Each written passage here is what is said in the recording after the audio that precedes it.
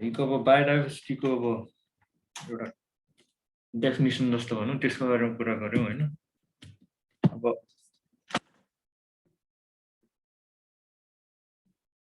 Types of biodiversity जैविक विविधताको प्रकारहरूमा चाहिँ त्यसलाई स्टडी गर्दा चाहिँ नि 3 किसिमको भनेर गर्छौँ। एउटा जेनेटिक डाइभर्सिटी छ, अर्को स्पेसिस डाइभर्सिटी र अर्को इकोसिस्टम डाइभर्सिटी। अब यसमा अब इकोसिस्टम डाइभर्सिटी यो 3 टाइप्स अफ डाइभर्सिटी यो तपाईहरुले त अब पढ्न त पढिराख्नु भयो होला, त्यही पनि छोटो एउटा नोट राखे। सुरुमा छ स्पिसिस डाइभर्सिटी हो। यो भन्नाले अब हाम्रो प्लानेट अर्थमा पाउने हरेक स्पिसिस जति पनि छ त्यो सबैलाई चाहिँ स्पिसिस डाइभर्सिटीले बुझाउँछ। त्यसको लागि पहिला बुझ्नुपर्ने भनेको स्पिसिस भनेको के, प्रजातिको अर्थ के, त एउटा प्रजाति भनेको के जनाउँछ भन्दाखेरि त्यस्तो ग्रुप अफ इन्डिभिजुअल्स जो चाहिँ नि एकअर्कासँग इन्टरब्रिड गर्न सक्छ, सेक्सुअल रिप्रोडक्सन हुन्छ, जसको बीचमा भाले पोथीको चाहिँ नि मेटिङ हुँदाखेरि बच्चा जन्मिने त्यो ग्रुपको त्यो इन्डिभिजुअलहरुको ग्रुपलाई चाहिँ नि एउटा ग्रुपलाई चाहिँ स्पिसिस भन्छ। जस्तै अब हामीले नर्मली लिँदा हात्ती एउटा स्पिसिस भयो, राइनो एउटा स्पिसिस भयो। अब हात्ती र राइनोको बीचमा चाहिँ नि मेटिङ हुँदैन, उनीहरुको अब अरु डिफरेन्सेस त छँदैछ, तर बेसिकली हेर्दाखेरि चाहिँ नि यो दुईटा स्पिसिसको चाहिँ नि भाले पोथी लाग्दाखेरि भाले पोथी चाहिँ नलाग्ने हुनाले हात्तीलाई चाहिँ एउटा छुट्टै स्पिसिस भनेर चिनिन्छ, राइनोलाई एउटा छुट्टै स्पिसिस भनेर चिनिन्छ। अनि स्पिसिस रिचनेस भनेको जति धेरै टाइपको स्पिसिसहरु भयो त्यति नै स्पिसिस वाइज चाहिँ नि त्यो ठाउँ चाहिँ नि रिच छ भनेर चाहिँ हामीले बुझ्ने गर्छौँ। नेपालमा त्यसै हेर्दाखेरि अब म्यामल स्पिसिस भन्नुभयो भने स्तनधारी जनावरहरुको स्पिसिसहरु चाहिँ नेपालमा अहिलेसम्म 212 वटा रेकर्ड भएको छ।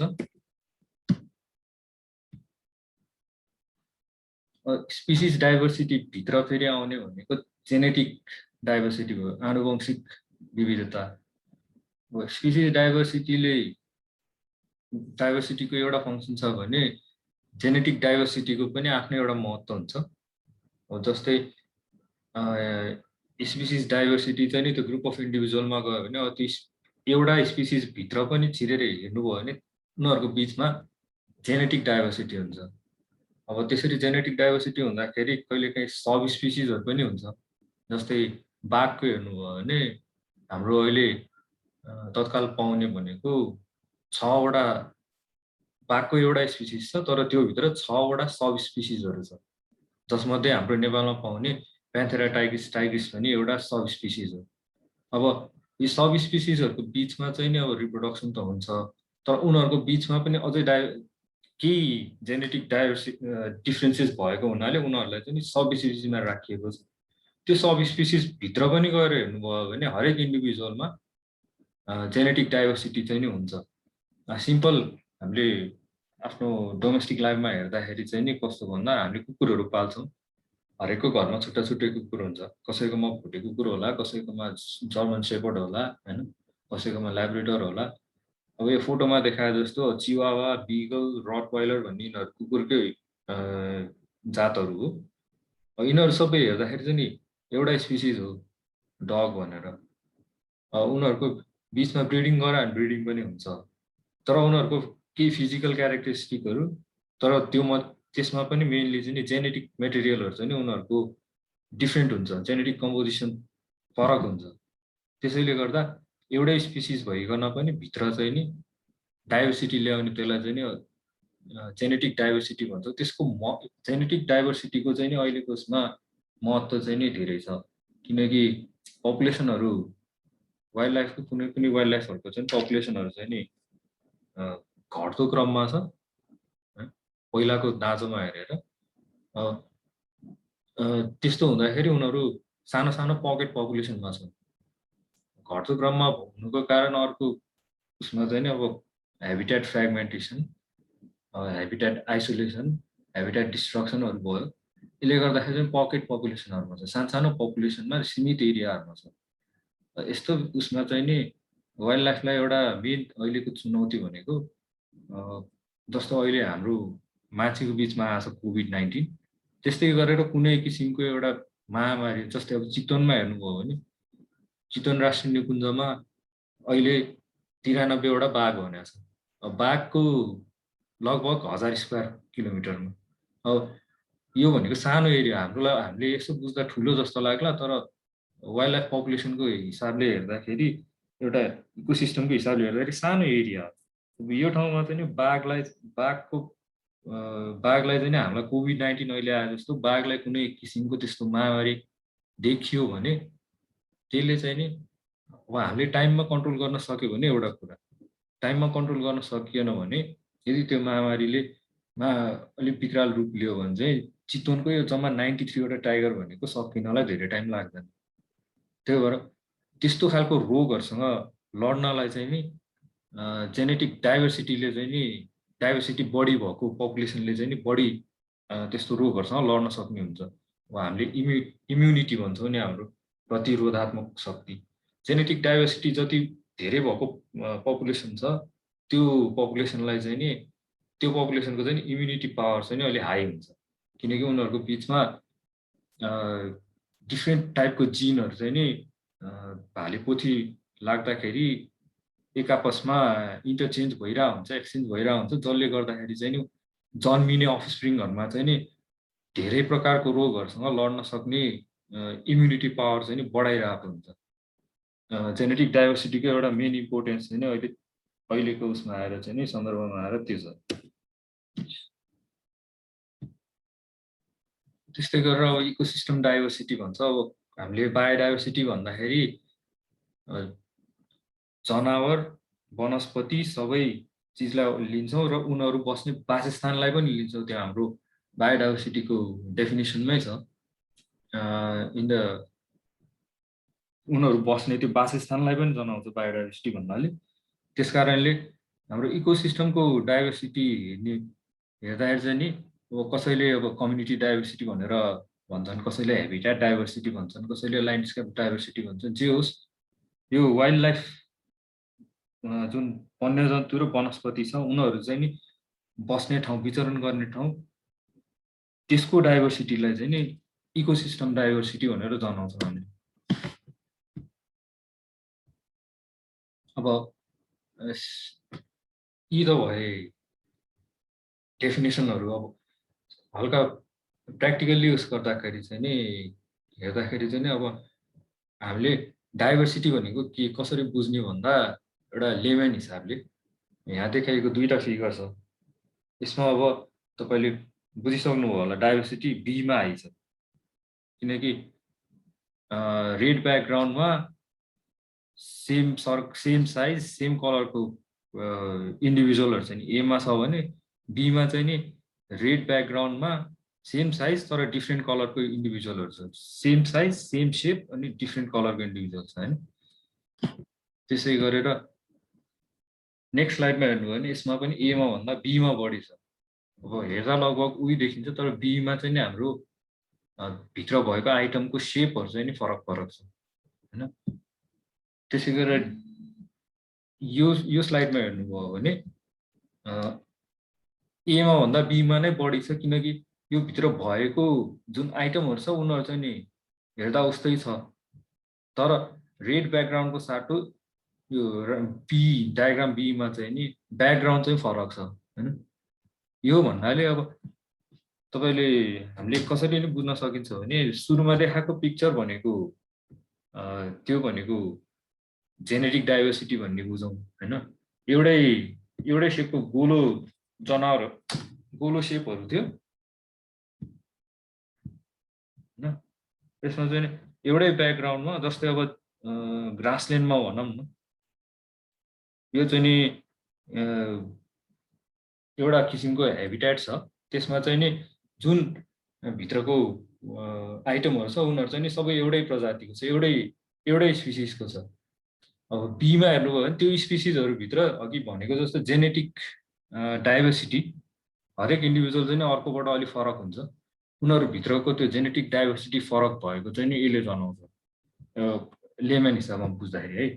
अनि यसमा चाहिँ नि के जनायो भन्दाखेरि ल्यान्डस्केप उही छ होइन, ल्यान्डस्केप उही छ, तर फिगर एमा चाहिँ नि अर्कै स्पिसिसहरू छ, एउटै स्पिसिस छ जेनेटिक डाइभर्सिटी भएको, तर बीमा चाहिँ नि फरक फरक स्पिसिसहरू छ भनेको बीले चाहिँ नि स्पिसिस डाइभर्सिटी जनायो त्यो हो र यो चाहिँ बढी डाइभर्स हो।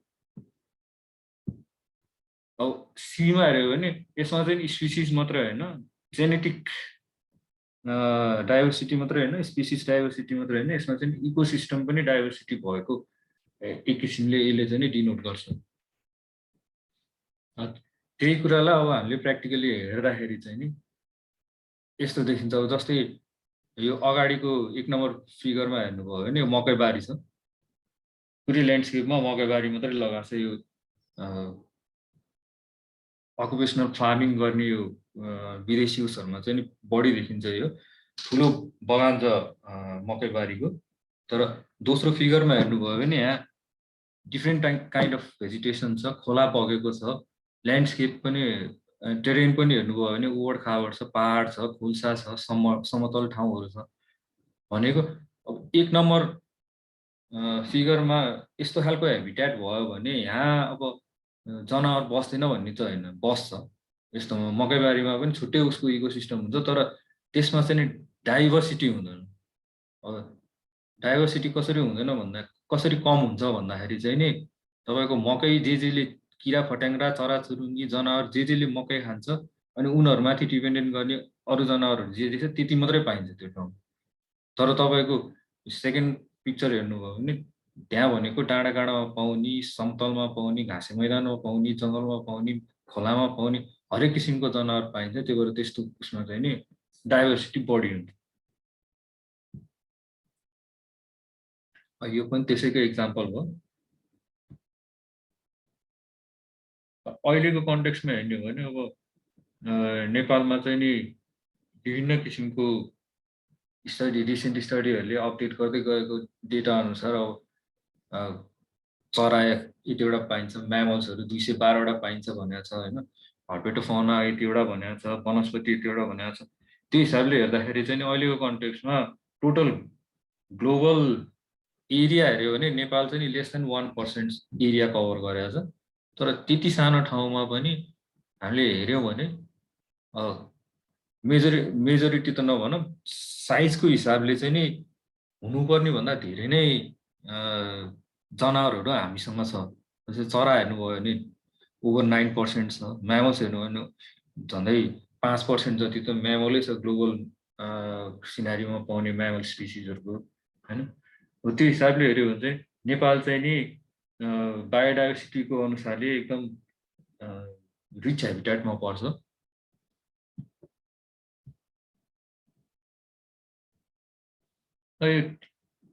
जैविक विविधता हामीले बायोडाइभर्सिटी भन्छौँ। अब बायोडाइभर्सिटी कन्जर्भेसन भन्छौँ।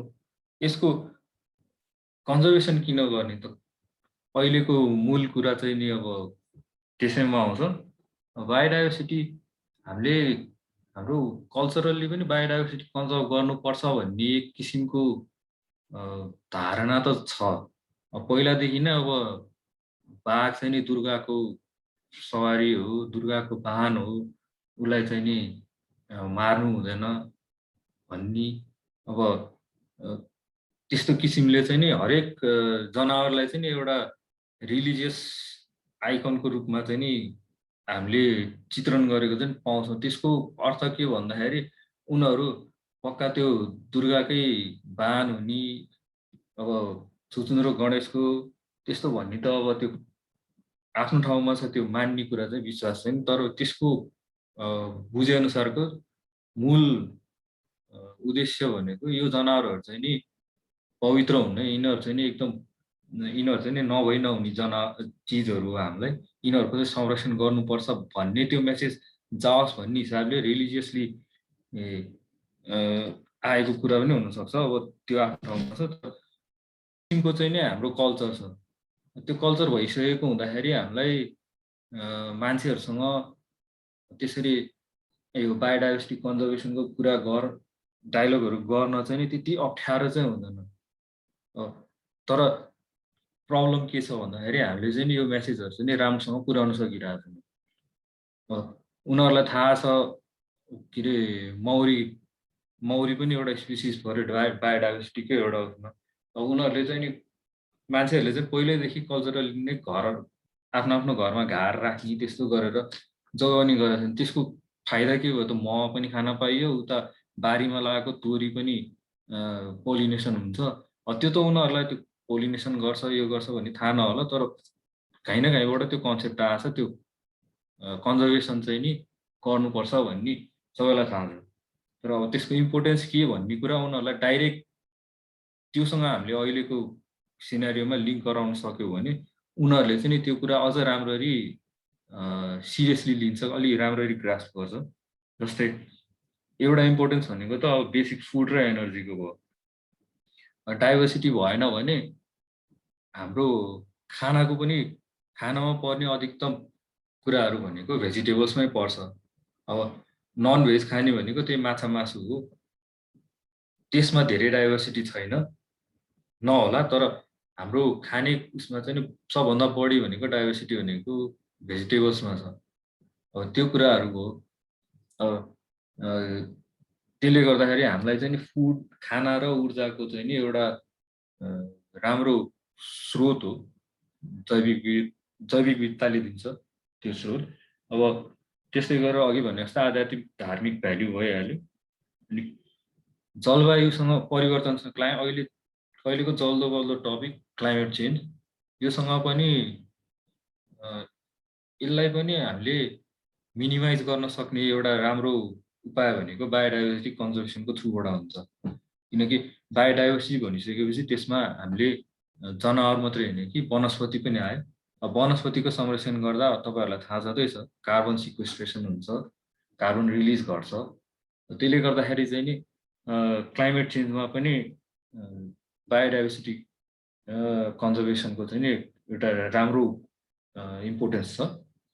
त्यस्तै गरेर अब मानव स्वास्थ्य, मान्छेले त डाइरेक्ट अहिलेको सिनारियोमा अब मान्छेलाई जति डाइरेक्ट तिमीलाई यस्तो फाइदा छ है, यो गर्यो भने यस्तो फाइदा हुन्छ है तिमीलाई भनेर त्यो बुझाउन सक्यो भने मान्छेले त्यो कुरा चाहिँ छिटो लिन्छ। अब उसले बुझ्ला, भित्री मेसेज बुझ्ला नबुझ्ला, तर आफूलाई फाइदा हुन्छ भन्ने उसले त्यो जानेपछि चाहिँ धेरै सजिलो हुन्छ हामीलाई बुझाउनलाई, किनकि उसको इन्ट्रेस्ट बढेर जान्छ त्यसमा। मलाई फाइदा छ है भने जसले पनि इन्ट्रेस्ट लिन्छ। त्यो भएर मानव स्वास्थ्य पनि एउटा आउँछ त्यसमा एउटा बुँदा चाहिँ, किनकि तपाईँको जलवायु राम्रो भएन मान्छेको स्वास्थ्य राम्रो हुने हो। पोल्युटेड ठाउँमा त अवश्य मान्छेको स्वास्थ्य राम्रो हुँदैन। त्यो कुराहरू छ।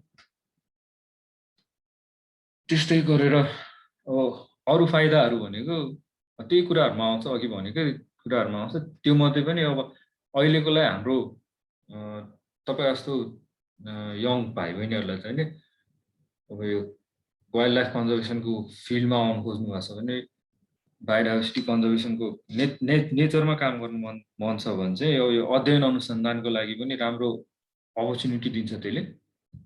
किनकि जहाँ बायोडाइभर्सिटी बढी छ त्यही अपर्च्युनिटी बढी हुन्छ रिसर्चको लागि, स्टडीको लागि होइन। अब कम भएको ठाउँमा पनि होला, त्यो छुट्टै छ त्यो कुरा होइन। अनि त्यस्तै गरेर अब मान्छेको जीविकोपार्जनको लागि अब डेली रूपमा चाहिने सामग्रीहरू प्रदान गर्छ। रमणीय तथा मनलाई आनन्द दिने बायोडाइभर्सिटी धेरै भयो भने, हरियाली धेरै भयो भने, जङ्गलमा जाँदाखेरि टन्न चित्तल, गैँडा, कहिलेकाहीँ बाघ त्यस्तो देखिन पायो भने त्यो मोमेन्टले चाहिँ नि तपाईँको भित्रदेखि नै रिफ्रेस गराउँछ नि, छुट्टै आनन्द दिन्छ। त्यसको पनि एउटा छुट्टै महत्त्व छ। त्यसै गरेर नेपाल जस्तो डेभलपिङ कन्ट्री जहाँ चाहिँ नि बायोडाइभर्सिटी हाई छ, यस्तो कन्ट्रीको लागि चाहिँ नि टुरिज्म चाहिँ नि एउटा बिर्सिनै नहुने बाटो। टुरिज्म थ्रुबाट चाहिँ नि डेभलपिङ कन्ट्रीहरूको इन्कम सोर्स बढाउनमा चाहिँ बायोडाइभर्सिटीले एकदमै राम्रो भूमिका खेल्दै आइरहेको छ। अब बायोडाइभर्सिटी हामीसँग टन्न छ भन्छौँ। अब जङ्गल जाँदाखेरि पनि थुप्रै चराचुरुङ्गी देख्छौँ, थुप्रै बोट बिरुवा देख्छौँ, जनावरहरू थुप्रै देख्छौँ। यत्रो छँदैछ, कन्जर्भेसन गरिरहेछ। 9देखि अहिलेसम्म हेऱ्यो, 10को गणनादेखि अहिलेसम्म हेऱ्यो भने बाघको पपुलेसनै डबल हुन लागिसक्यो। गैँडाको बढेको बढै छ, अरू जनावरको नि पपुलेसन बढिरहेको नै न्युजमा आउँछ। अनि यो बायोडाइभर्सिटीको कन्जर्भेसन किन यति साह्रो गर्नुपर्छ, भइरहेछ त भन्ने पनि कुरा आउँछ। तर यो हामीले देखेको कुराहरू, हामीले स्टडी गर्दै आइरहेको, हाम्रो अहिलेसम्मको क्यापेसिटी अनुसारले स्टडी गर्न सक्ने जनावरहरूको मात्रै यो डेटा हो। तपाईँले यो बाहेककै हेर्नुभयो भने अब हाम्रो जङ्गलमा अब चितवनमा अब यति थरीको वनस्पति पाइन्छ भनेर त भनेका छौँ। तर त्यो हामीले डिटेलमा त सबै हेरेको त छैनौँ। अब मान्छे पुग्नै नसक्ने ठाउँ, स्टडी गर्नै नमिल्ने ठाउँ, त्यस्तो अप्ठ्यारो ठाउँहरू पनि छ। त्यस्तो ठाउँहरूमा अब त्यस्तो ठाउँ पनि पुग्नु परेन। सजिलो ठाउँहरू अब जस्तै हाम्रै यहीँ पार्कको बाउन्ड्री वरिपरिको रुखहरूमा राम्ररी हेऱ्यो भने कतिपय प्रजातिहरू छुटिरह होला। जबकि यो चाहिँ नि हाम्रो अफिसकै हाम्रो एकदमै लजिस्टिकल्ली एकदमै सजिलो ठाउँमा भएको ठाउँमा पनि स्पिसिसहरू छुट्या हुन सक्छ भने भित्रभित्र अनकन्टार कोर एरियाहरूतिर त अझै साइन्टिफिक वर्ल्डमा चाहिँ डिस्कभर नभएको प्रजाति धेरै हुनसक्छ। थाहा भएकै प्रजातिहरूमा पनि प्रति घन्टा चाहिँ नि तीनवटा प्रजाति चाहिँ नि एक्सटिङ्क्ट भइरहेको छ भन्ने चाहिँ नि साइन्टिफिक स्टडीहरूले देखाइरहेको छ। भनेको ग्लोबल्ली चाहिँ नि हरेक घन्टामा 3टा प्रजाति लोप हुनु भनेको हरेक वर्षमा चाहिँ नि 20,000 प्रजाति लोप हुनु। अब यो त हामीलाई थाहा भइरहेको, हामीले यो प्रजाति छ है भनेर थाहा भइरहेको प्रजातिहरू हो। अब अघि भने जस्तो हामीले स्टडी नै गर्न नभ्याएको, हामीले डिस्कभरै गर्न नभ्याएको प्रजातिहरू कति होला। तिनीहरू त्यो प्रजाति अस्तित्वमा छ भन्ने कुरा पनि थाहा नभइकन लोप भइरहेको हुनसक्छ। त्यही हिसाबले हेऱ्यो भने हामीले वार्षिक कति बायोडाइभर्सिटी हामीले कसरी कुन रेटमा लस गरिरहेछौँ भन्ने कुरा अब अनुमान गर्न सकिन्छ। अब यही हिसाबले जाने हो भने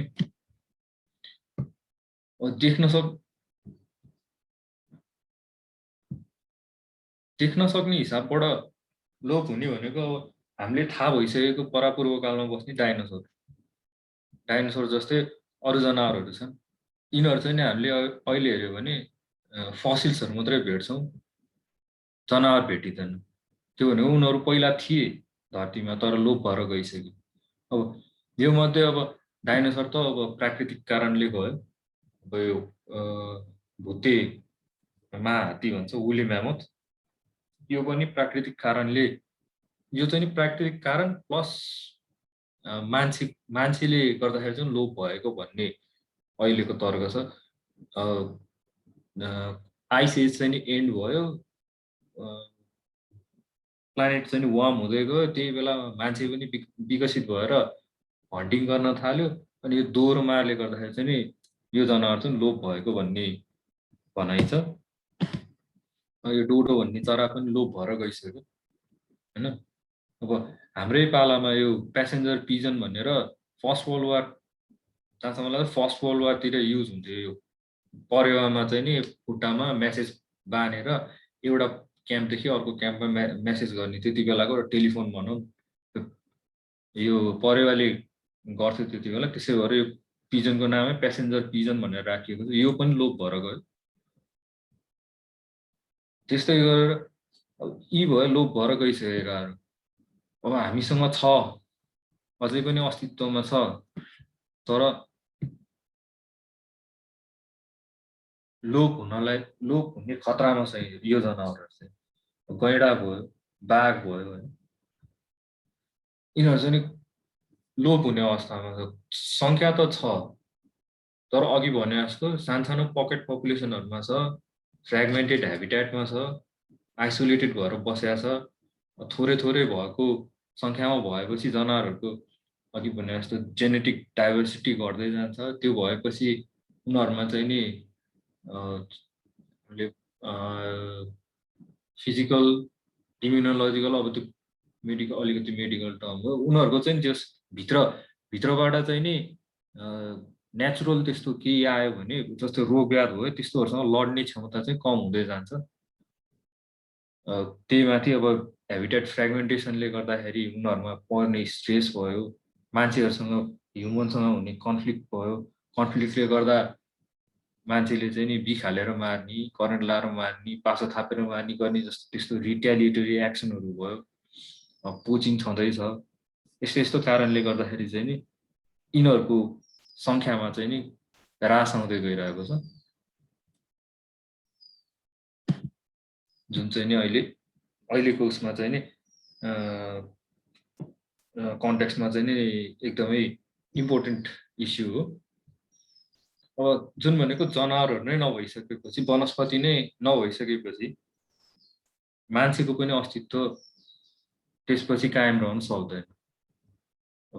हामीले जे पनि जानेर होस् नजानेर होस् मान्छेहरूले जे पनि गर्छ आफ्नो फाइदाको लागि गर्छ, तर धेरै जसो कुरामा चाहिँ नि अब आफ्नो फाइदा हेर्दा पछि गएर त्यसले गर्ने बेफाइदा चाहिँ नि हेर्न चुकाउँछौँ हामीले। त्यो कुरा पनि बायोडाइभर्सिटीको कन्जर्भेसन गर्ने केसमा चाहिँ नि, वाइल्ड लाइफ कन्जर्भेसनको केसमा चाहिँ नि त्यो कुरा एकदमै सही आएर बस्छ, किनकि हामीले तत्काल आफ्नो अहिलेको फाइदा हेर्छौँ। अब खेती गर्नलाई जमिन छैन, जङ्गल फाट्दै खेती गर। अब घर बनाउनलाई ठाउँ छैन, जङ्गल फाट्दै घर बनाऊ। त्यो किसिमको एउटा जुन गइरहेको छ। अब पैसा छैन खल्तीमा, खानलाई पुग्दैन, जङ्गल जाऊ, गैँडाको खाग बेच, बाघको छाला ल्याऊ, माछा मार। त्यो भनेको तत्काल फाइदा त छ, तर त्यसको पछि गएर लङ टर्ममा चाहिँ नि जुन किसिमको नेगेटिभ इम्प्याक्ट त्यसले दिन्छ, त्यो किसिमको कुराहरू चाहिँ नि इस्युहरू चाहिँ नि अझै पनि कम्युनिटीमा राम्रोसँग पुग्न सकेको छैन, सबै ठाउँमा पुग्न सकेको छैन। अब चितवन जस्तो ठाउँमा हेर्नु भने यसको वरिपरिको मान्छेहरूलाई पनि थाहा छ, थाहा भइकन पनि कतिजना समातिन्छन्। हो त्यो किसिमको इस्युहरू छ। हो त्यो किसिमको इस्युहरूलाई चाहिँ हामीले एड्रेस गर्नु चाहिँ नि अहिलेको कन्जर्भेसनको उसमा चाहिँ नि, बायोडाइभर्सिटी कन्जर्भेसनको कन्टेक्स्टमा चाहिँ नि एकदमै इम्पोर्टेन्ट छ।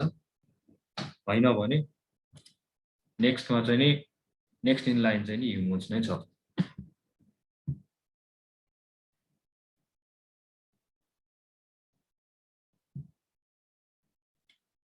हस्, प्रेजेन्टेसन अलिक छोटो थियो, एकदम सिम्पल प्रेजेन्टेसन बनाएको थिएँ।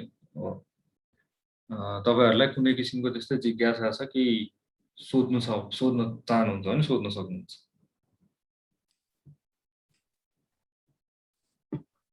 धेरै धेरै धन्यवाद सर। अब भने म क्वेसन एन्सर डिस्कसन सेसनतर्फ लाग्न चाहे। हजुरहरू कोही कसैलाई केही जिज्ञासा छ भने च्याट बक्समा राख्न सक्नुहुन्छ। हजुरहरूले ह्यान्ड रेज गरेर आफूलाई अनम्युट गरी आफै आफ्नो प्रश्न प्रस्तुत गर्न पनि सक्नुहुन्छ। मैले यहाँ टङ्क श्रेष्ठजीको ह्यान्ड रेज देखिरहेको छु। टङ्क श्रेष्ठ सर, हजुर बोल्न सक्नुहुन्छ। यो अहिले अन्तर्राष्ट्रिय जैव विविधता दिवसको बेलामा यो जुन कार्यक्रम चाहिँ अन्तर्राष्ट्रिय विवले आयोजना गर्यो होइन, त्यसको लागि धन्यवाद दिन चाहन्छु म सर्वप्रथम। दोस्रो कुरा चाहिँ म अलिकति छुटाएँ मैले होइन, यो अलिकति सुरुको स्लाइडहरू हेर्न पाइएन। अब यो कस्तो भने जैव विविधताका प्रकारहरूमा केही भिन्नता आछ कि, नयाँ रिसर्चहरू केही फाइन्ड आउट भएको छ कि, त्यो हेर्न पाइएन। एकपल्ट त्यो अगाडिको स्लाइड प्ले गरेर मलाई यसो गर्न पाइए हुन्थ्यो भनेर मेरो जिज्ञासा त्यति मात्रै हो।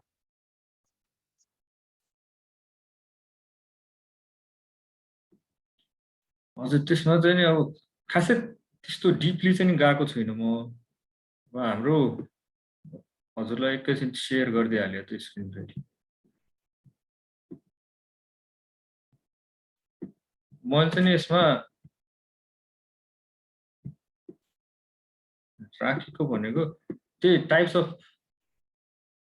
डाइभर्सिटी भनेर राखेको छु, अनि त्यसैलाई ब्रिफली एक्सप्लेन मात्रै गर्दै हो। खासै त्यस्तो अहिलेको करेन्ट उस चाहिँ नि के छ कसो छ भनेर त्यसरी मैले त्यो चाहिँ नि इन्क्लुड गरेको छुइनँ।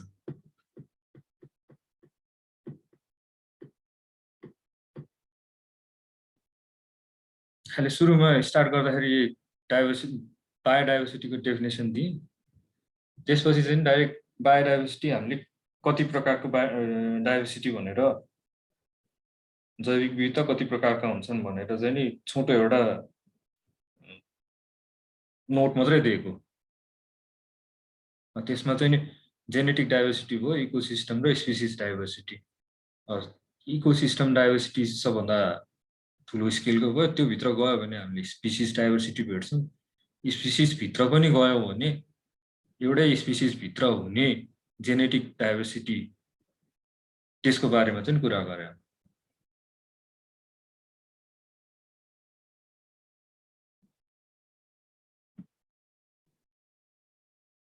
यसमा अब हजुरलाई केही कन्फ्युजन छ भने सोध्न सक्नुहुन्छ।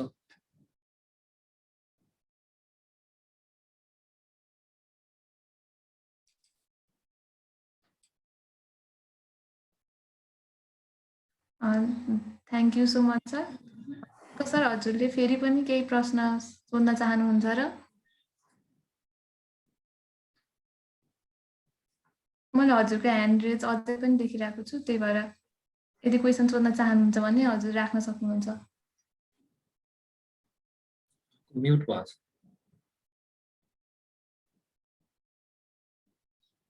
होस्टे सरलाई एकछिन अनम्युट गरिदिनुहोस् न।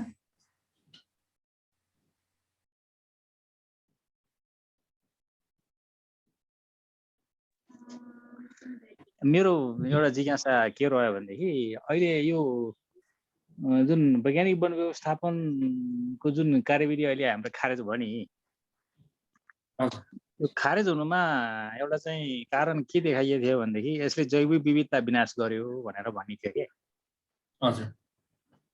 के वैज्ञानिक वन व्यवस्थापनले हाम्रो चाहिँ वनहरूको जैविक विविधता घटाएर लगे के हो त? के त्यस्तो रिसर्चहरू पाउनु भएको छ? त्यस्तो ठ्याक्कै रिसर्च भनेर चाहिँ नि कति भएको छ, मैले चाहिँ नि रिसर्च भनेर ठ्याक्कै चाहिँ नि भेटेको चाहिँ छुइनँ। तर यसको बारेमा कुरा चाहिँ नि चल्दाखेरि अब हामीलाई चाहिँ नि लाग्थ्यो राम्रै कुरा थियो। अब कुनै फरेस्टमा चाहिँ नि साइन्टिफिकली म्यानेज गर्ने भनेर डिफ्रेन्ट काइन्डको हेबिटेट ल्याउने भनेको त्यो एउटा भइरहेको अघि भन्यो नि के अरे एक किसिमको एउटा हेबिटेटमा चाहिँ नि म्यानेज गर्दाखेरि अलि छुट्टै किसिमको हेबिटेट बन्थ्यो त्यो। त्यस्तो गर्दाखेरि अब त्यहाँ भएको जनावरलाई चाहिँ नि असर गर्छ। जस्तै एउटा जङ्गलको प्याच छ, त्यहाँ चाहिँ नि अब म्यानेज गर्ने, त्यो फरेस्ट म्यानेजमेन्ट गर्ने भनेर चाहिँ नि सर्टेन एरिया पनि रुख काटेर ग्रासल्यान्ड खोलिदियो भने अब त्यसमा अब मान्छेले त भन्छन् अब रुख काट्यो त्यहाँ बस्ने जनावर मार्यो, त्यसको नेगेटिभ इम्प्याक्ट त्यो भयो। तर त्यसको पोजिटिभ इम्प्याक्ट के हुन्छ भन्दाखेरि अब त्यो सानो ग्रासल्यान्डको प्याच खोलिदिँदाखेरि पहिला त्यहाँ जङ्गलमा मात्रै पाउने जनावर पाउँथ्यो भने अब त्यहाँ जङ्गलमा पाउने जनावर प्लस ग्रासल्यान्डमा पाउने जनावर पाउँछ। झन् डाइभर्सिटी बढ्छ त्यो हिसाबले त। अब यसको भित्रसम्म खासमा कुरो के हो त मैले नि राम्रोसँग बुझेको छैन, तर बुझे अनुसार चाहिँ त्यो थियो कि। मेरो पनि यसमा धारणा चाहिँ के छ, अहिले जुन आरसिसीले जुन भन्नुभयो नि, त्यहाँनिर रिजेनेरेसन फेलिङ गर्दाखेरि दुई खालको हेबिटेट तयार हुन्छ। त्यहाँनिर एउटा ट्रान्जिसन जोन क्रिएट हुन्छ, इकोटोन क्रिएट हुन्छ। जहाँ जहाँ इकोटोन हुन्छ त्यहाँनिर बायोडाइभर्सिटी हाई भएको छ भनेर हामीले पढ्दै आएको हो होइन। कसरी साइन्टिफिक फरेस्ट म्यानेजमेन्टले चाहिँ बायोडाइभर्सिटी लस गर्छ यो मैले नबुझेको कुरो के रिसर्चहरू भेटिएको छ कि त्यस्तो रिसर्च बेस्ड भएर मान्छेले भने हो कि त्यसै हावामा मान्छेले बोले हो कि भनेर नि। अनि हाम्रो अब आरसिसीले राम्रो प्रेजेन्टेसन गर्नुभएको छ कि रिसर्चमा बेस भएर चाहिँ कि त्यसमा चाहिँ राख्नु भएको छ कि भनेर म अलि छुटेँ कि यो लगभग आधा घन्टा म अर्कै काममा त्यस्तै भयो, म छुटेँ। त्यो हुनाले म छुटेछु कि भनेर मैले राखेको। हुन्छ, थ्याङ्क यू।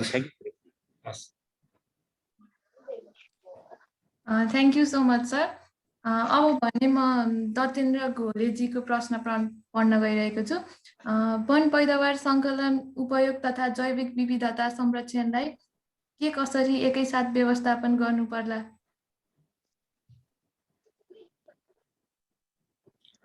वन पैदावार उपयोग र जैविक विविधता संरक्षण, अब यो भनेको अब अब यसमा चाहिँ नि अब चलिआएको चलन चाहिँ नि अहिलेको चाहिँ नि कस्तो भन्दाखेरि सकभर बायोडाइभर्सिटी हटस्पटहरू भयो, जस्तै निकुञ्ज भयो, आरक्ष भयो, यस्तोहरूबाट चाहिँ नि वन पैदावार युज नगर्ने नपाउने भन्ने छ। त्यसको लागि अब के छ भन्दाखेरि मान्छेको जहिलेदेखि इभोल्युसन भयो त्यही बेलादेखि नै मान्छे पनि अघि हामीले कुरा गरेको इकोसिस्टमकै एउटा अङ्ग त हो।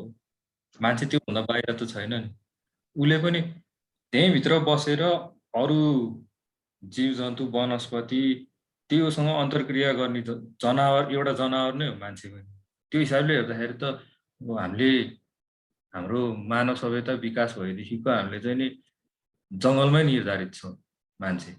अब अहिले आएर चाहिँ नि हामीले फ्याक्ट्री बनायो, एग्रिकल्चर भयो, यसले गर्दाखेरि वनमा निर्धारण पर्दैन भन्ने किसिमको कन्सेप्ट आयो। तर त्यसमा पनि अझै पनि सोसियो इकोनोमिक ब्याकग्राउन्ड तपाईँले हेर्नुभयो भने अधिकांश जनता मान्छे त अझै पनि गरिबीमै छ। उनीहरूलाई राम्रो रोजगारीको व्यवस्था छैन, आय आर्जनको त्यस्तो मौकाहरू छैन।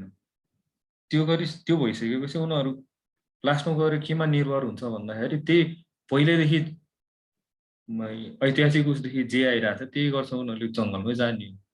त्यो हिसाबले हेर्ने हो भने त्यही भएर पनि हामीले चाहिँ नि अहिलेको कन्जर्भेसनको एफर्टमा चाहिँ नि कम्युनिटी डेभलपमेन्ट, कम्युनिटीको लाइभलीहुडलाई चाहिँ अपलिफ्ट गर्ने त्यस्तो प्रोग्रामहरू चाहिँ नि अनिवार्य रूपमा ल्याइरहेको हुन्छ, विशेष गरी यो वन क्षेत्रको वरिपरि बस्ने कम्युनिटीमा। त्यसले गर्दाखेरि के हुन्छ भन्दाखेरि तपाईँको त्यो मान्छे पनि अब आफ्नो घरको पेट पाल्नलाई जाने हो नि त्यो जङ्गलमा। त्यसरी जाँदाखेरि उसलाई त्यहाँ बाघ, जङ्गली जनावरदेखि खतरा छ, आर्मीले समात्ला, प्रशासनले समात्ला, त्यहीँ अर्को खतरा छ। त्यो खतरा मोली त ऊ पनि त्यसै त गएको त होइन होला, 2-4 जना होला बदमासी नै गर्ने सुर बोकेकाहरू, तर प्रायः जसो चाहिँ नि मजबुरीले जाने हो कि। त्यो भएर यसको एउटा राम्रो अल्टरनेट भनेको चाहिँ नि हामीले अल्टरनेट इन्कम जेनेरेटिङ एक्टिभिटीहरू त्यस्तोहरू चाहिँ नि ल्याउन सक्यौँ।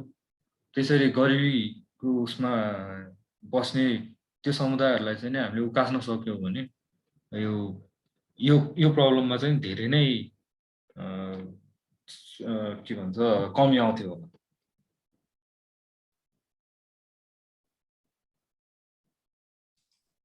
धन्यवाद सर। अब भने म नवराज खत्रीजीको जिज्ञासा राख्न चाहन्छु। According to some sources, molecular diversity has been recently added. What does that mean? Sorry, molecular diversity अब यो एकाडेमिक उसमा चाहिँ नि विशेष गरी जेनेटिकको उसमा चाहिँ नि मसँग धेरै आइडिया छैन। त्यो भएर यसमा चाहिँ नि मैले केही भन्न सकिँदैन। अब नवराजजीकै म अर्को प्रश्न पढ्न चाहे। According to some sources, the population of gharial in captivity is around 1500 and in wild are around 200. What are those reasons that gharial are difficult to survive in wild? Its freshwater habitat is really threatened. घडियालको विषयमा हेर्नुभयो भने अहिलेकोमा त अलिक कम छ, नत्र लगभग 10-15 वर्ष कति वर्ष अगाडि यो रिसेन्ट पास्टमा चाहिँ नि मेनली हाम्रो नेपालमा चाहिँ नि जुन हिसाबले यो सहरीकरण बढ्यो, मानवको बस्ती बढ्यो, मानव जनसङ्ख्या बढिरहेछ, त्यो हिसाबले हेर्दाखेरि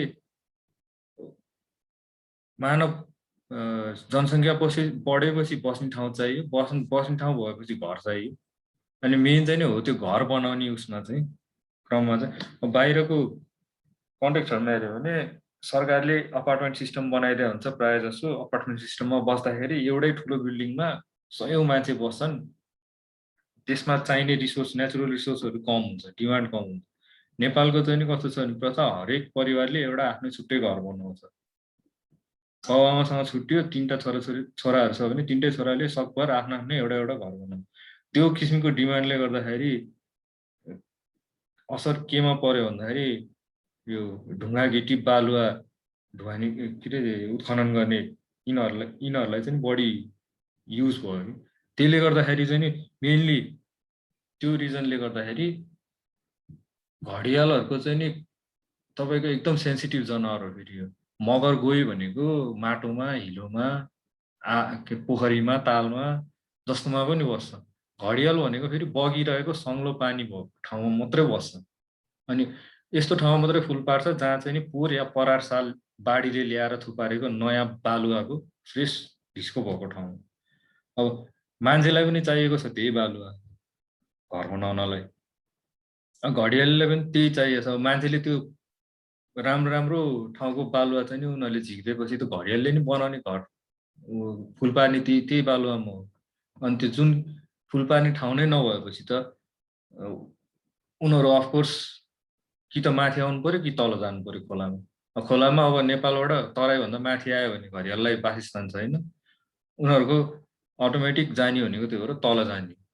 त्यो किसिमले नै अब घडियालको पपुलेसन डिक्लाइनमा चाहिँ नि एउटा हो त्यो मेन फ्याक्टर थियो स्यान्ड एक्सट्र्याक्सन।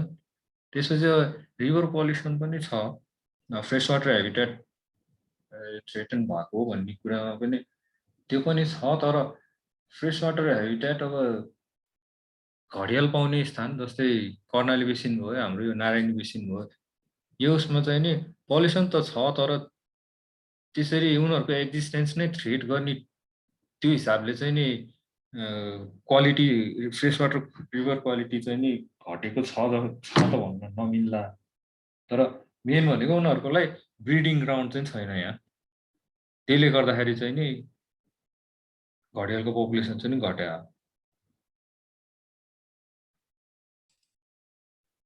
धेरै धेरै धन्यवाद सर। अब भने म रोहनजीको जिज्ञासा राख्न चाहन्छु। Has otter been locally extinct from Chittagong? अटरको चाहिँ अब हामीले पनि धेरै त गरेका छौँ। अहिलेसम्म अटर चाहिँ नि मेन सबभन्दा रिलायबल सोर्स भनेको क्यामेरा ट्र्याप हो। तिनीहरूमा चाहिँ अब हुन त अब त्यो सर्वे पनि अलिकति बायस हुन्छ। हामीले अरू जनावरकोलाई राखेको क्यामेरामा अटर पर्छ भन्ने पनि छैन। तर एक्सटिङ चाहिँ नि होइन, एकदमै रेयर भएर चाहिँ गएको छ। अहिले हेऱ्यो भने अटरहरू सायद नारायणीको तल त्रिवेणी लाइन नारायणीको पुछारतिर पाइन्छ होला बेसी। अब यो चितवनको कोर एरियातिर यो अरू रिभर चितवन भएको अरू रिभर सिस्टममा चाहिँ नि अटरको रिपोर्ट भएको चाहिँ मलाई अहिलेसम्म चाहिँ आइडिया छैन। पहिला त थियो, म आएदेखिको चाहिँ अटर त्यसरी यतातिर चाहिँ नि रेकर्ड भएको आइडिया छैन। चितवनको त्रिवेणीतिर मात्रै छ। Thank you sir. अरू केही प्रश्न छ भने हजुरहरूले च्याट बक्समा राख्नुहोला या ह्यान्ड रेज गरेर राख्नुहोला। अब भने म बसन्त कुमार साईजीको प्रश्न पढ्न चाहे। What is the major problem of biodiversity in our country and why? बायोडाइभर्सिटीको मेन प्रब्लम भनेको अब अहिलेको सिनारीमा हेर्दाखेरि त हेबिटेट फ्रेगमेन्टेसन नै हुनुपर्छ। किनकि जुन रेटले अर्बनाइजेसन भइरहेछ, ह्युमन सेटलमेन्ट्सहरू बढिरहेछ, लिनियर इन्फ्रास्ट्रक्चर यो रोड भयो, रेलवेजहरू नयाँ बनाउने तर्खरमा छ, एयरपोर्टहरू खोल्ने, अन्तर्राष्ट्रिय एयरपोर्ट खोल्ने भन्ने ठुलो विवाद छ। यो कुराहरूले सबैले गर्ने भनेको हेबिटेट फ्रेगमेन्टेसन हो मेन। अब डिस्ट्रक्सन त अब सर्टेन एरियाजहरू हामीले प्रोटेक्टेड एरिया भनेर डिक्लेयर गरिसकेका छौँ। त्यसले गर्दाखेरि एटलिस्ट त्यो एरियाभित्र चाहिँ नि डिस्ट्रक्सन चाहिँ नि हुन पाएको छैन। बाहिर पनि हामीले चाहिँ हाम्रो अहिले जति पनि नेपाल सरकार लगायत जति पनि यो संरक्षणकर्मी संस्थाहरू छ उनीहरूको एफोर्ट नै भन्नुपर्छ। बाहिर पनि त्यो कन्जर्भेसनको लागि यसको लागि चाहिँ राम्रै कामहरू भइरहेको छ। त्यो हिसाबले अब डाइभर्सिटीको हिसाबमा त्यो त्यो हुँदै पनि हाम्रो यो डेभलपमेन्ट पनि देशको विकास पनि एउटा अनिवार्य एउटा चिज हो। त्यसको लागि चाहिँ देश विकास कसरी गर्ने भन्दाखेरि यही मेजर उस चाहिँ नि ट्रान्सपोर्टेसन कि एउटा देशको लागि रेलवे ट्रान्सपोर्टेसन मिडियम भनेको हाम्रो शरीरमा रगत सञ्चार गराउने नसा जस्तै काम गर्ने हो। जति राम्रो त्यो सञ्चालन भयो त्यति छिटो विकास हुन्छ। देशको पनि त्यही हो। यो दुईटा कुरा चाहिँ नि अनि कन्फ्लिक्टिङ भएपछि यो हेबिटेट फ्रेगमेन्टेसन आउँछ। हेबिटेट फ्रेगमेन्टेसन चाहिँ नि त्यही हो। र अहिलेको कन्डिसनमा हेऱ्यो भने सायद सबभन्दा अलिकति विचार पुर्याउनु पर्ने कुरा टपिक हुन्छ होला सर। धन्यवाद सर। अब म अर्को प्रश्न दिन चाहे।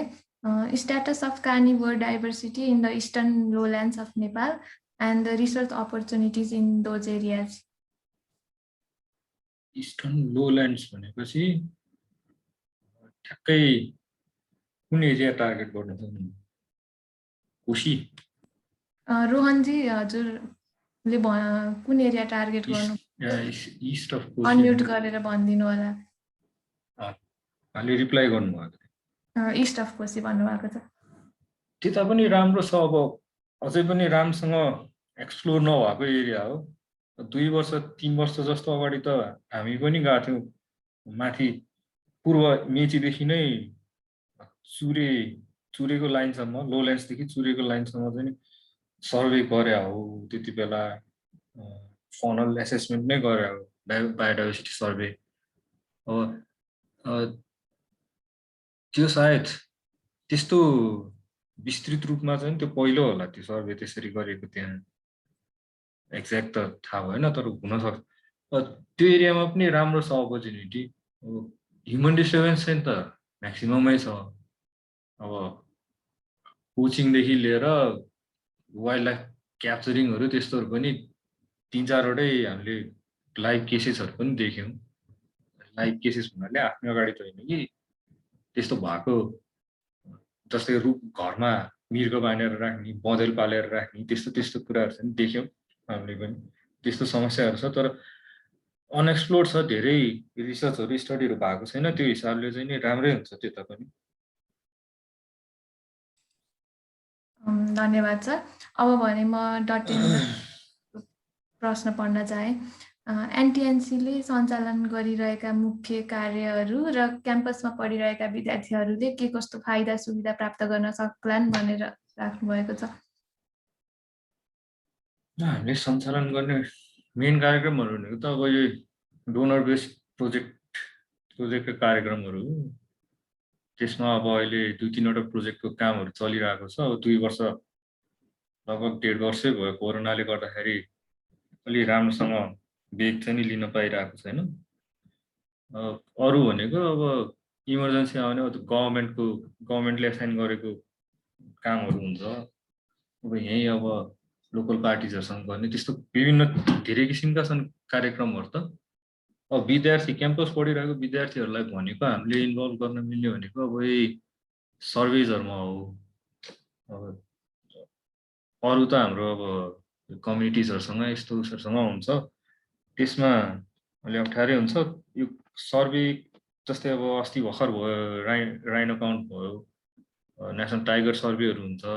यस्तै किसिमले अस्ति भर्खर 2 वर्ष जति अगाडि भर्खर राष्ट्रपति चुरे सर्वेक्षण भयो। यस्तो काममा चाहिँ नि अब हाम्रो स्टुडेन्ट भाइ बहिनीहरूलाई चाहिँ नि फिल्डको एक्सपिरियन्स पनि होस्, प्र्याक्टिकल नलेज पनि। अब एकाडेमिकली जति सिक्नु भएको छ त्यो प्र्याक्टिकल्ली पनि त्यसलाई युज गर्नु पाओस् भनेर भलिन्टियरको रूपमा, पार्टिसिपेन्टको रूपमा त्यसरी चाहिँ नि लिने गरिरहेका छौँ। त्यो चाहिँ त्यसको बारेमा चाहिँ अब एनटिएनसीको हाम्रो फेसबुक पेज छ, त्यो पेजबाट पनि अपडेट पाइराख्न सक्नुहुन्छ। हाम्रो एनटिएनसीको छुट्टै वेबसाइट पनि छ, त्यसमा पनि अपडेट लिन सक्नुहुन्छ। अथवा हाम्रो एनटिएनसीकै कोही पनि स्टाफ तपाईँको सम्पर्कमा छ भने उहाँसँग यसो बेला बेलामा बुझ्दाखेरि राम्रै होला। Thank you so much sir. अब भने म अन्तिम प्रश्न लिन गइरहेको छु। How to solve the problem of Bhote community of Chitwan gharial conflict? अब यसमा भोटे कम्युनिटी भनेको लगभग अघिकै सिनेरियो आयो होइन। भोटे कम्युनिटी भनेको हाम्रो अब चितवन वरिपरिको कम्युनिटीमा अलि socio economically challenge community group नै हो। अब उनीहरूसँग पनि आय आर्जनको उनीहरूको पनि प्राय जसो परिवारमा चाहिँ नि आय आर्जनको चाहिँ नि राम्रो स्रोत छैन कि। त्यसले गर्दाखेरि अब 1-2 दिन हामीले गएर उनीहरूलाई पाठ पढाउँला, यस्तो घडियाल भनेको यो, उनीहरूको किन संरक्षण गर्ने पढाउँला। तर जब मेन कुरा भनेको त भोक हो नि त मान्छेलाई। निड र वान्टमा त धेरै फरक छ नि। हाम्रो चाहिँ चाहना हो घडियाल नमारोस्, घडियालले खाने माछा नमारिदियोस्। अब उनीहरूको पनि चाहना त त्यही छ, तर चाहना भन्दा माथि त जरुरत छ नि त। आफूलाई नभई नहुने चिज के हो? त्यो मध्ये एउटा खाना हो। अनि जब खानै पाउँदैन भने उसले चाहिँ आफ्नो परिवारै धान्न सक्दैन। परिवारलाई 2 टाइम खाना खुलाउन सक्दैन भने ऊ त ज्यानको बाजी राखेर हुन्छ कि प्रशासनले निकुञ्जले समातोस् भनेर ऊ त छिर्छ नि त्यसमा। त्यसमा चाहिँ नि अब प्रब्लम सल्भ गर्ने भनेको भोटे समुदायमा कि त उनीहरूलाई चाहिँ नि तिमीहरू भोटे भनेको फेरि प्रोफेसनल्ली त्यो ढुङ्गा चलाउने माछा मार्ने समुदायलाई बुझ्छ। कि त उनीहरूलाई चाहिँ नि अहिलेदेखि तिमीहरूले गरिरहेको प्रोफेसन यो हो, अकुपेसन यो हो, तर तिमीहरूले यो छोडेर यो गर्ला, यो गर्दा तिमीहरूलाई यो फाइदा हुन्छ भनेर उनीहरूलाई फाइदा हुने अल्टरनेट दिनु पर्यो कि त उसलाई हैन। त्यो नदिकन चाहिँ नि उनीहरूलाई चाहिँ नि तिमीहरू जानु हुँदैन त्यो भनेर मात्रै चाहिँ नि खालि भर्बली ओरली त्यो सम्झाएर मात्रै चाहिँ नि यो समस्याको समाधान चाहिँ नि हुन गाह्रै छ।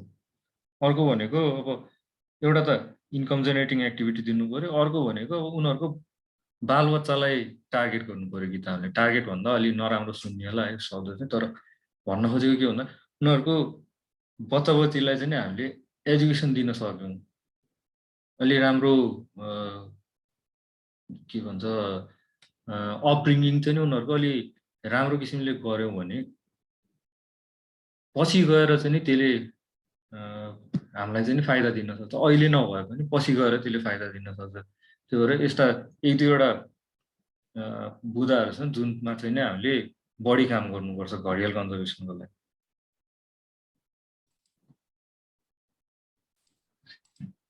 धेरै धेरै धन्यवाद सर। हाम्रो क्वेसन एन्सर डिस्कसन सेसन यही सकिएको छ। आशा छ आजको सेसन हामी सबैका लागि फलदायी रह्यो। आज हामीले जैविक विविधताको बारेमा महत्त्वपूर्ण जानकारी प्राप्त गरेका छौँ र यसका लागि म आजका प्रमुख वक्ता आशिष गुरुङ सरलाई हृदयदेखि नै धन्यवाद टक्राउन चाहन्छु। अब भने ढिला नगरी म बिसियान हेटौडाका कोअर्डिनेटर नहकुल भुसालज्यूलाई आफ्ना केही भनाइ राखिदिनु हुन हार्दिक अनुरोध गर्दछु। नकुलजी।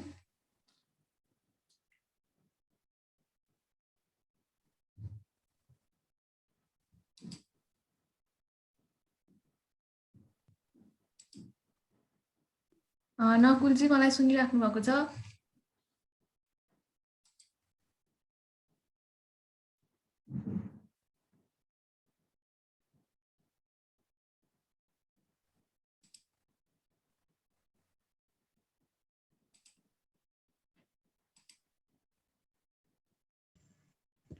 हेलो हजुर नकुलजी सुनिरहेको छ?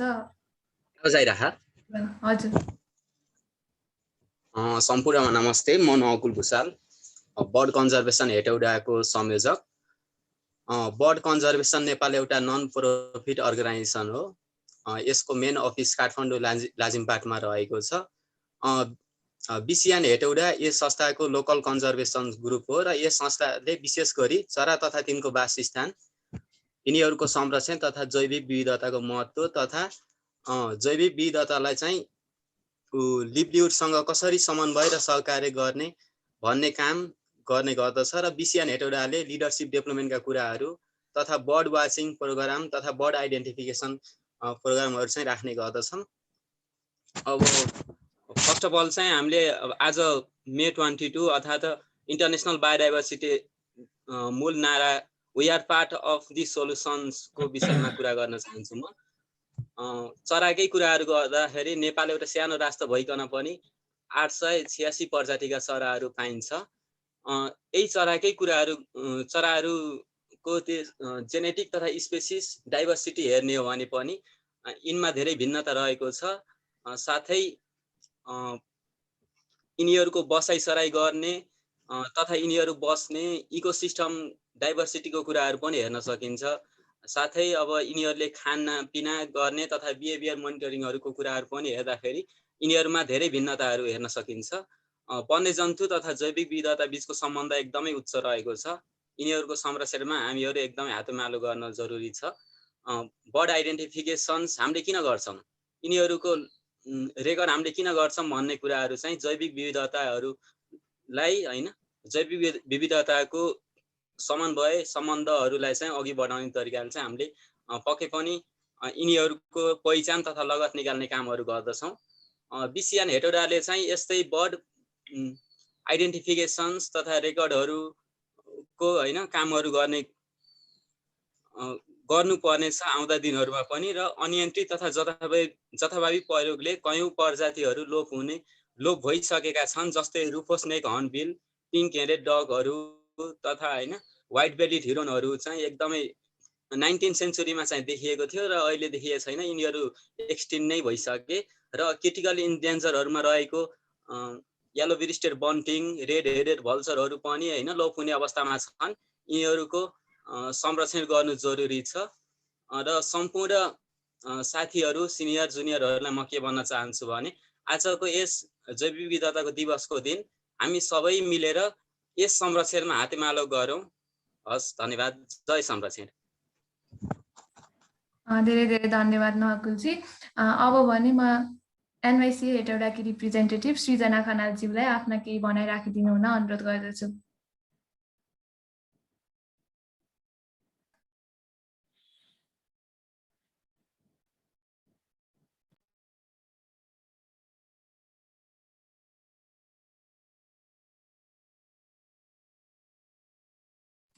होस्टले सृजनालाई अनम्युट गरिदिनु होला।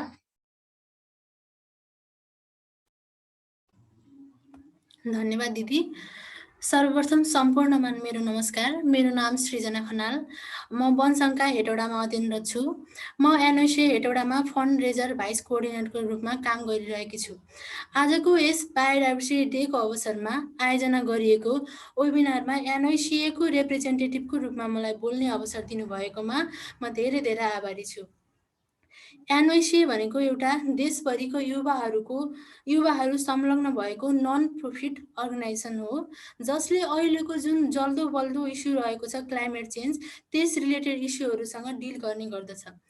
अर्बनाइजेसन मोडर्नाइजेसनको नाममा जुन भइरहेको चेन्जहरू छ अनि ह्युमन एक्टिभिटीहरूले गर्दा क्लाइमेटलाई धेरै असर परिरहेको छ। अघि सरले भने जस्तै जो यो क्लाइमेट चेन्जले गर्दा बायोडाइभर्सिटीलाई असर परिरहेको छ र अर्को रूपमा भन्नुपर्दा बायोडाइभर्सिटी कन्जर्भ गर्न हामीले क्लाइमेट चेन्जलाई पहिला रोक्नुपर्ने भएको छ। त्यसैले यो सम्पूर्ण यस कुरालाई सम्पूर्ण रूपमा खतम गर्न नसके पनि केही हदसम्म निर्मूल पार्न एनओसिए लागि परिरहेको छ। देशको केन्द्रदेखि विभिन्न ठाउँहरूमा एनओसिएले थुप्रै कामहरू गर्दै आइरहेको छ। त्यस्तै गरी एनओसिए हेटौडाले पनि क्लाइमेट चेन्ज इस्युलाई ट्याकल गर्न विभिन्न कामहरू गर्दै आइरहेको छ। जस्तै कलेज स्कुलहरूमा गएर अवेरनेस प्रोग्रामहरू, यस रिलेटेड र्याली, युथहरूलाई इङ्गेज गरेर क्लाइमेट चेन्ज रिलेटेड कम्पिटिसनहरू गराइरहेको छ। जस्तै फोटो कन्टेस्टहरू, आर्टिकल राइटिङ, त्यसै गरी पोएम कम्पिटिसनहरू अनि यस रिलेटेड ट्रेनिङहरू र वर्कसपहरू पनि प्रदान गर्दै आइरहेको छ। यो ह्युमन एक्टिभिटिजहरू जुन अहिले भइरहेको चेन्जले गर्दा क्लाइमेटलाई त असर पारेकै छ, त्यसले गर्दा हाम्रो बायोडाइभर्सिटीलाई पनि धेरै असर परेको छ। त्यसैले एउटा फरेस्ट्रीको स्टुडेन्ट भएको नाताले आजको थिम जस्तै we are part of the solution भन्ने नाराका साथ कम्युनिटी स्कुल र कलेजहरूमा गएर हामीहरूले अवेरनेस गर्दै आइरहेका छौँ। र यही कुरालाई मध्यनजर गर्दै आज पनि बायोडाइभर्सिटी डेको अवसर पारी बिसिएन हेटौडा र जिआरईसँग सहकार्य गरेर सानो सिक्ने सिकाउने उद्देश्यले यो वेबिनार आयोजना गरेका हौँ र यो सुनौलो अवसर जुटाउनु भएकोमा अनुराज सोबीप्रति म धेरै आभारी छु। त्यसै गरी आजका guest speaker NTNC BCC Saura चितवनका conservation officer mister Ashir Gurung ज्यूप्रति पनि म धेरै धेरै धन्यवाद दिन चाहन्छु र आज उहाँबाट हामीले बायोडाइभर्सिटी र त्यसको महत्त्वबारे धेरै कुरा सिक्ने अवसर पायौँ र आशा छ यहाँ उपस्थित सम्पूर्णले आजको यस वेबिनारलाई फलदायी बनाउनु भएको होला। र अन्त्यमा म भन्न चाहन्छु युनिटी इज स्ट्रेन्थ, त्यसैले यो बायोडाइभर्सिटी कन्जर्भेसन गर्न र जुन क्लाइमेट चेन्जको इस्यु छ त्यसलाई ट्याकल गर्न हामीलाई एक्लै सम्भव नभएकोले एक्लै सम्भव छैन। त्यसैले आउनुहोस् सबैजना मिलेर एकताबद्ध रूपमा आफ्नो आफ्नो ठाउँमा जति सकिन्छ गरौँ र यो पृथ्वीलाई पहिलाको अवस्थामै लान नसकिए पनि हामी मानवलाई जिउन लायक र सास फेर्न लायक बनाऊ। बायोडाइभर्सिटी डे भनेर फेसबुकको वाल र यस्ता कार्यक्रमहरूमा मात्र सीमित नरहोस्, बायोडाइभर्सिटी कन्जर्भ गर्न हाम्रो पनि केही योगदान रहोस् भन्दै म बिदा हुन चाहन्छु। धन्यवाद। धेरै धेरै धन्यवाद सृजनाजी। अब भने म जिआरई हेटौडाकी रिप्रेजेन्टेटिभ कोपिला आर्यज्यूलाई आफ्ना केही भनाइ राखिदिनु हुन अनुरोध गर्दछु।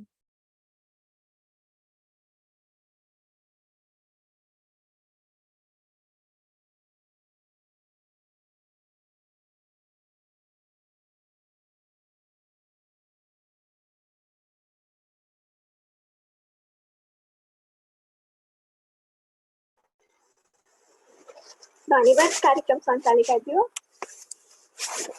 आज बायोडाइभर्सिटी डेको अवसर पाएर आयोजित यस वेबिनारमा उपस्थित हुनुभएका सम्पूर्णमा म ग्रिन रेन्जर्स अर्थ हेटौडाको एक्जिक्युटिभ मेम्बर र वन विज्ञान अध्ययन संस्थानमा अध्ययनरत कोपिला आर्यको तर्फबाट न्यानो अभिवादन टक्राउन चाहन्छु। सिक्ने सिकाउने क्रमलाई निरन्तरता दिँदै आयोजित यस कार्यक्रमबाट सबैजनाले पक्कै पनि धेरै कुराहरू सिक्नुभएको होला भन्ने आशा राख्दछु। ग्रिन रेन्जर्स अर्थ युवाहरू एउटा यस्तो सञ्जाल हो जुन mother earth team to mother earth भनेर चाहिँ यसको मेन थिम रहेको छ। अनि यसले चाहिँ विभिन्न कार्यक्रमहरू गर्दै आइरहेको छ, जस्तै अनलाइनमा पनि विभिन्न कार्यक्रमहरू जस्तै आर्टिकल राइटिङ, त्यसपछि स्पिच कम्पिटिसन, वेबिनारहरू यस्तै लगायतका कार्यक्रमहरू गर्दै आइरहेको र स्कुल तथा कलेजहरूमा अनि कम्युनिटी लेभलमा पनि कन्जर्भेसन रिलेटेड अवेरनेस दिने कार्यक्रमहरू गर्दै आइरहेको हुँदाखेरि यो एकदम विशुद्ध युवाहरूको सञ्जाल हो होइन। एकदम non political non profitable organisation.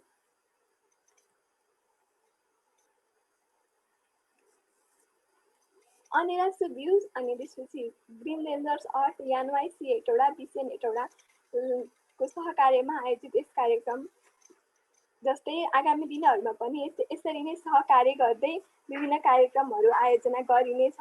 विद्यार्थीहरूको नेतृत्व विकास तथा सिपमूलक कार्यक्रमहरूमा फोकस भएर गरिनेछ राख्दै म यहाँबाट बिदा हुन चाहन्छु। धन्यवाद। धेरै धेरै धन्यवाद कोपिलाजी। अब भने म ढिला नगरिकन आजका वक्ता आशिष गुरुङ सरलाई आफ्नो केही छोटो भनाइ राखिदिनु हुन हार्दिक अनुरोध गर्दछु। आशिष सर। हजुर,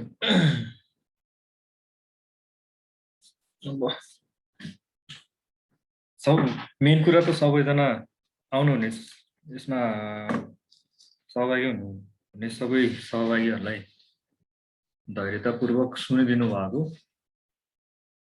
त्यसमा चाहिँ नि धेरै धेरै धन्यवाद छ। आशा छ खासै त्यस्तो डिपमा गएर त केही प्रेजेन्टेसनमा त्यस्तो डिपली चाहिँ नि गएको जस्तो लागेन, तर सिम्पल राखेँ। हिजो चाहिँ नि हाम्रो ईश्वरजीले प्रेजेन्टेसन प्लस मेन चाहिँ नि इन्टरेक्सन प्रोग्राम हुन्छ भन्ने हिसाबले मैले जस्ट तपाईँहरूलाई एउटा रिभ्यू होस् मात्रै भन्ने पाराले बनाएको थियो। होप सबैलाई राम्रै लाग्यो होला। हस्, अरू त केही छैन। त्यस फेरि पनि सबैजना पार्टिसिपेन्टहरूलाई पनि धेरै धन्यवाद। अर्गनाइजर यो जुम मिटिङ अर्गनाइज गर्नुहुने अर्गनाइजर टोलीलाई पनि धेरै धेरै धन्यवाद भन्न चाहन्छु। धेरै धेरै धन्यवाद सरलाई। अब हामी कार्यक्रमको अन्त्यतर्फ आइसकेका छौँ। आफ्नो समय व्यस्तताका बावजुद हामीलाई साथ दिनुहुने आजका प्रमुख वक्ता आशिष गुरुङ सर लगायत उपस्थित सम्पूर्ण महानुभावहरूलाई हृदयदेखि नै धन्यवाद भन्न चाहन्छु। यसै गरी हामीलाई जुमको प्लेटफर्म प्रदान गरी सहयोग गर्नुहुने एनआरएनलाई पनि हृदयदेखि नै धन्यवाद व्यक्त गर्न चाहन्छु। कार्यक्रम सञ्चालन गर्दा हामीबाट केही कमी कमजोरी भयो होला, त्यसका लागि हामी क्षमा प्रार्थी छौँ। अब भने यस कार्यक्रमका सभापति ईश्वर जोशीज्यूलाई कार्यक्रमको समापन गरिदिनु हुन अनुरोध गर्दै म यहाँबाट बिदा दिन चाहन्छु। धन्यवाद। धन्यवाद कार्यक्रम सञ्चालिका मित्रलाई। आज मे 22 अर्थात् विश्व जैविक तथा विविधता दिवस र यस दिवसको अवसरमा आयोजना गरिएको यस वेबिनार सेसनका प्रमुख अतिथि तथा विभिन्न क्षेत्रबाट पाल्नुभएका सम्पूर्ण अतिथि अग्रज सरहरू, दाइ दिदीहरू लगायत सम्पूर्णमा मेरो व्यक्तिगत तथा वन विज्ञान अध्ययन संस्थान हेटौडा अन्य सबै तर्फबाट न्यानो अभिवादन तथा विशेष धन्यवाद दिन चाहन्छु। विगत चाहिँ विभिन्न कार्यक्रममा जोड दिँदै आएको यस सङ्गठनले आज जैविक विविधता दिवसको अवसरमा आयोजना गरेको यस कार्यक्रममा हामीले चाहिँ जैविक विविधतालाई के कसरी संरक्षण गर्न सकिन्छ भन्ने विशेष पहलमा आदरणीय वक्ता आशिष गुरुङ सरले विशेष प्रस्तुति राखेर गइसक्नुभयो र समग्र मानवीय पक्षका लागि र प्रकृतिलाई एउटा वहन क्षमता अर्थात् क्यारिङ क्यापेसिटीलाई सही राख्ने प्रमुख जग भनेकै जैविक विविधता हो। वन तथा जलाधार संरक्षण गर्न पनि जैविक विविधताको विशेष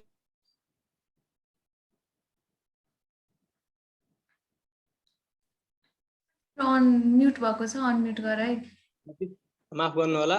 हामी समाधानका अंश हौं अर्थात् we are part of the solution भन्ने मूल नाराका साथ आज विभिन्न ठाउँमा मनाउँदै गइरहेको यस विश्व जैविक विविधता दिवसलाई यसलाई नारामा मात्र सार्थकता नदिएर यसलाई चाहिँ हाम्रो जीवनमा समेत उपयोगी बनाउन हामीले विभिन्न क्षेत्रबाट आफ्नो साथ सहयोग जोड दिनुपर्ने हुन्छ। यस महामारीको बेलामा समेत जैविक विविधता बिना हाम्रो जीवन सम्भव छैन र यसको संरक्षणमा हाम्रो दायित्व रहेको छ भन्ने कुरालाई चाहिँ हामीले सिक्ने र सिकाउने पाठलाई उजागर गर्दै हामीले यस कार्यक्रम भर्चुअल माध्यमबाट सञ्चालन गरेका छौँ। साथै अन्य क्षेत्रमा समेत आज यस विश्व जैविक विविधता दिवस मनाइरहेको छ। यस कार्यक्रमलाई सफल पार्न तथा जैविक विविधता दिवसलाई सफल पार्न विभिन्न क्षेत्रबाट यस कार्यक्रममा पाल्नुहुने सम्पूर्ण अतिथि तथा विशेष गरी आजका प्रमुख अतिथि आशिष गुरुङ सरलाई विशेष धन्यवाद दिन चाहन्छु। जैविक विविधताको संरक्षणमा सधैँ अग्रसर रहौँ, जस्तो रहौँ। आगामी दिनहरूमा समेत यस्तै कार्यक्रमहरू गर्दै हामी अग्रसर हुनेछौँ र जैविक विविधता बिना हाम्रो जीवन सम्भव छैन र यस्ता महामारीको विभिन्न कारणहरू पनि यही जैविक विविधता लगायत अन्य कुरामा एउटा सन्तुलन नभएर भएको जस्तो लाग्छ र यस कार्यक्रममा जोडिनुहुने सम्पूर्णलाई विशेष धन्यवाद। आफ्नो व्यस्तताका बावजुद कार्यक्रममा आएर कार्यक्रमलाई भव्यताका साथ सफल गरिदिनु भयो र अन्य सबैले आगामी दिनहरूमा यस्ता कार्यक्रमहरूलाई अझै जोड दिँदै जानेछ। प्राविधिक रूपमा सहयोग गर्नुहुने एनआरएनलाई समेत विशेष धन्यवाद दिन चाहन्छु र सम्पूर्णलाई जैविक विविधता दिवसको अवसरमा शुभकामना दिन चाहन्छु। वन क्षेत्रमा लाग्नुहुने पेसाकर्मी तथा विभिन्न क्षेत्रमा वन सेवामा आधार रहनुहुने सम्पूर्ण सरहरूलाई समेत विशेष धन्यवाद। जैविक विविधतालाई एउटा सन्तुलन गर्न आफ्नो क्षेत्रबाट अहम भूमिका खेल्नुहुने सम्पूर्णमा समेत विशेष धन्यवाद दिँदै म आफ्नो शब्दहरू यहीँ टुङ्ग्याउन चाहन्छु। धन्यवाद। एकछिन चाहिँ फोटो लिनेछौँ। कति पार्टिसिपेन्ट अलिक थोरै छ। कमललाई एकछिन सबैले भिडियो खोलेर फोटो खिच्न सहयोग गरिदिनु होला।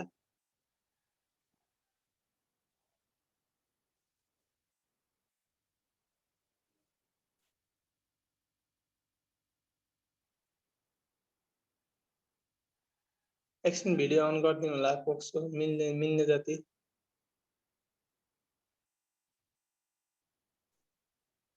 धन्यवाद।